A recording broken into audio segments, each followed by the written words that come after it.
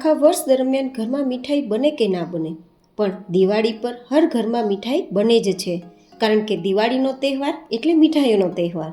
તો આજ ડિમ્પલ્સ ડિશીસમાં એવી મીઠાઈ બનાવીશું કે જે કદાચ તમે ક્યારેય પણ ક્યાંય જોઈ નહીં હોય, કારણ કે આ મીઠાઈની અંદર તમને 4 in 1 ટેસ્ટ મળશે, જેમ કે મઠરી, શક્કરપારા, નાનખટાઈ અને બિસ્કિટ. તો ચલો આવી ટેસ્ટી રોલ મીઠાઈ બનાવવાની શરૂઆત કરીએ. આ મીઠાઈ તૈયાર કરવા માટે મેજરિંગ કપથી 2 કપ જેટલો ઘઉંનો ઝીણો લોટ લઉં છું, જેમાંથી રોટલી બનાવીએ ને તે લોટ. તમે મેંદાના લોટનો ઉપયોગ કરી શકો છો અને માપ માટે મેજરિંગ કપ અથવા ઘરમાં રહેલી વાટકીને સેટ કરી શકો છો. હવે તે જ કપથી અડધા કપ જેટલો આપણે રવો લેશું. રવો થોડો મોટો હોય તો મિક્સર જારમાં દળી લેવો, પણ મારી પાસે એકદમ ફાઇન સૂજી છે. સાથે 1/4 કપ જેટલું આપણે નારિયેળનો પાવડર લેશું. તમે અહીંયા નારિયેળનો પાવડર સ્કીપ કરી શકો છો અને વધારી પણ શકો છો, પણ જરૂરથી ઉમેરવા જેવો, કારણ કે એકદમ આ વેરાયટી ટેસ્ટી બનશે. સાથે 2 થી 3 ચમચી જેટલા સફેદ તલ લેશું, જે કેલ્શિયમનું કામ કરશે અને ટેસ્ટ પણ આપશે. સાથે 1 ચમચી જેટલી આપણે વરિયાળી લેશું. વરિયાળી પણ આ મીઠાશને એકદમ વધારે ટેસ્ટફુલ બનાવશે. અને હવે આપણે 1/4 ટીસ્પૂન જેટલો એલચી પાવડર લેશું. તમે જાયફળ પાવડરનો ઉપયોગ પણ કરી શકો છો. અને હવે જે કપથી આપણે ઘઉંનો લોટ લીધો છે ને, તે જ કપથી દળેલી ખાંડ લેશું. એટલે કે 2 કપ જેટલો લોટ છે તો 1 કપ જેટલી દળેલી ખાંડનો ઉપયોગ કરીશું. હવે આપણી આ વેરાયટીને ખસ્તા તૈયાર કરવા માટે 1/4 કપ જેટલું ઘી લેશું. તમે અહીંયા તેલનો ઉપયોગ કરી શકો છો. એટલે કે જે કપથી લોટ લીધો છે ને, તે જ કપથી ચોથા ભાગનું ઘી લઈ અને પછી મોણ આપવાનું છે. આપણી આ વેરાયટીને એકદમ ખસ્તા તૈયાર કરવા માટે મોણ કેટલું આપવું એ હું તમને આગળ બતાવીશ. બસ એટલા જ માટે મેં 1/4 કપ જેટલું ઘીનો ઉપયોગ કર્યો છે. તમારે કદાચ થોડું પણ જોઈએ અને કદાચ વધારે પણ જોઈએ. જો આ રીતે આપણું મોણ દેવાઈ ગયા બાદ લોટ મુઠ્ઠીમાં બંધાઈ જવો જોઈએ, અને મુઠ્ઠીમાં લોટ બંધાઈ ગયા બાદ ટચ કરતાં છૂટો થઈ જવો જોઈએ. બસ આટલે સુધી આપણે મોણ આપવાનું છે. આટલું સરસ મોણ અપાઈ જાય પછી ઘી ઉમેરવાની જરૂર બિલકુલ નથી. તો હવે આપણે થોડું થોડું પાણી ઉમેરશું અને એકદમ કડક લોટ તૈયાર કરીશું. એકદમ કડક લોટ તૈયાર કરવાનો છે. એન્ડ ગાઈસ, આ વેરાયટીને તૈયાર કરવામાં બિલકુલ સમય નથી લાગતો, કારણ કે વણવાની ઝંઝટ નથી અને એટલી ફટાફટ બને છે, બિના ઝંઝટ તૈયાર થઈ છે કે વાત ના પૂછો.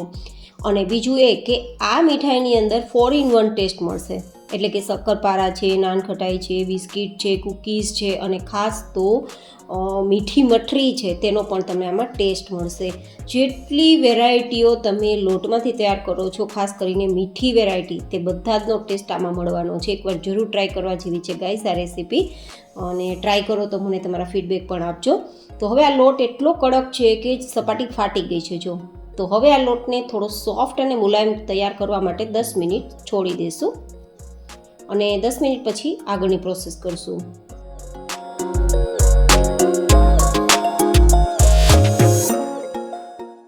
દસેક મિનિટ જેવો સમય થઈ ગયો છે અને લોટ થોડો હલકો મુલાયમ થયો છે. જોકે આમાં રવાનો ઉપયોગ કર્યો છે ને, તો એટલો તો નરમ નહીં જ થાય જેટલો આપણે ભાખરી કે પૂરી પરોઠા બનાવતા હોય તેટલો.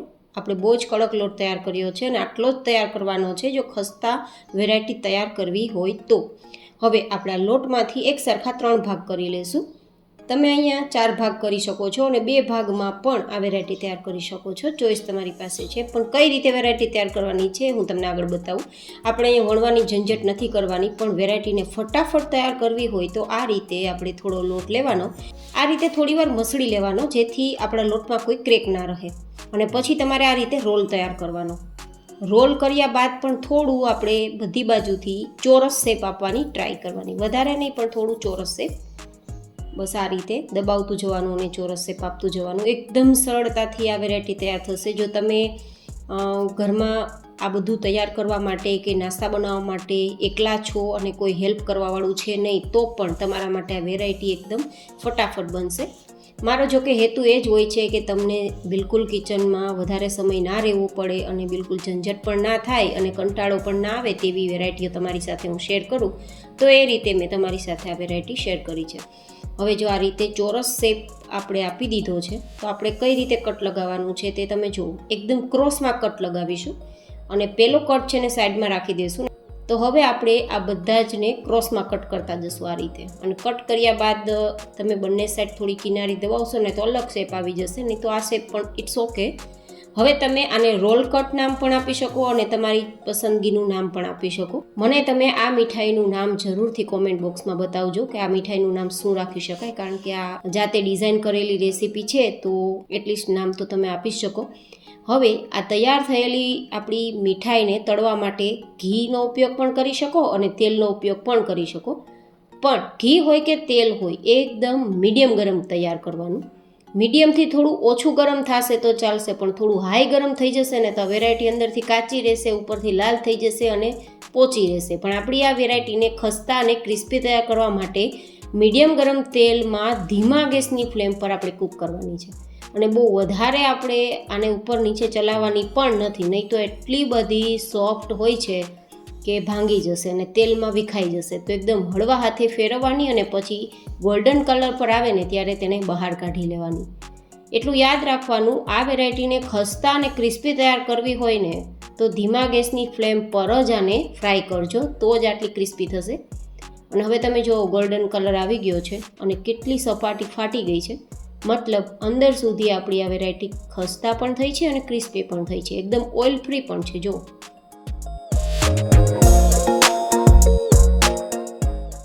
લાગે છે ને એકદમ એટ્રેક્ટિવ લુક.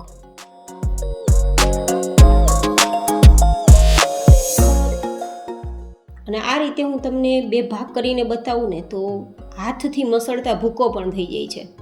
તો એટલી સરસ છે ટેસ્ટમાં કે વાત ના પૂછો. તો હવે તમે ટોપરાના છીણ, વરિયાળી અથવા તો ગુલાબની પંખુડીથી સજાવી શકો છો. તો કેવી લાગી તમને મારી આજની આ યુનિક રેસીપી? મને તમારા ફીડબેક જરૂર શેર કરજો.